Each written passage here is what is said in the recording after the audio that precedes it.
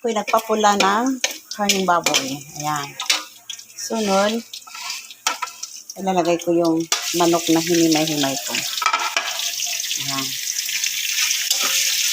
Yan yung manok na hinimay-himay ko.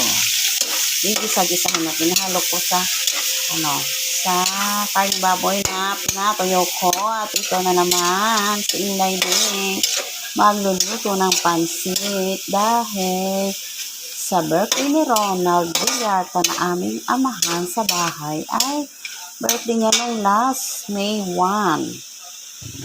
At sila daw ay magkakain ng pansit ang kasamahan niya sa ROS Choir ng San Lorenzo Simbahan. Yan. Pansit lang, it's okay na. Kasi,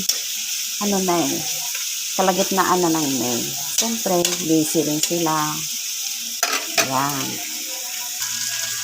Ginisa ko na ang bawang at sibuyas. Ayan na. Tapos, haluin siya yung karne sa bawang at sibuyas na ating ginisa. Pagkatapos, ilaglag na ang gulay. Kaunting gulay lang na repolyo at carrots. Ayan. Para may halo siyang gulay. Sarap. Ha? Siyempre, tingin ko palang masarap na to. Joke. Ganito lang ako. Tapos lagyan lagi ng magic. Lagyan ng paminta. Hey. Kahangan ako Kahit sa ilong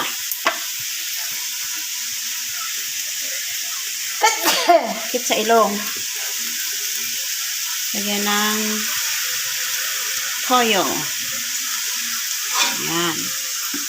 May toyo na siya. So, tapang ng paminta kasi.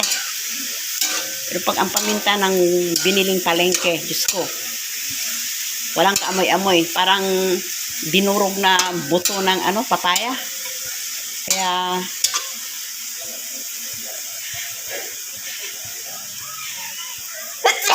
ay, nako. Tandaan nyo, paminta sa palengke, bihira lang ang original doon, kundi buto ng papaya. Kala nyo, gusto yung magandang paminta, abay wag sa palengke. Ayan. Akin ang hainin. Ayan na ang aking pansit. Nilagyan ko ng tanim kong dahon sibuyas. Kaluto na ako. Ayan. Ready to eat na siya.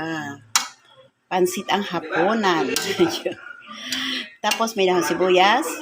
Lagyan ko rin ng dahon ng chinchay, ng celery kasi may tanim ako na celery. So, hindi ko na kailangan bumili ng mga dahon sibuyas at celery. So, ito na ang pansit.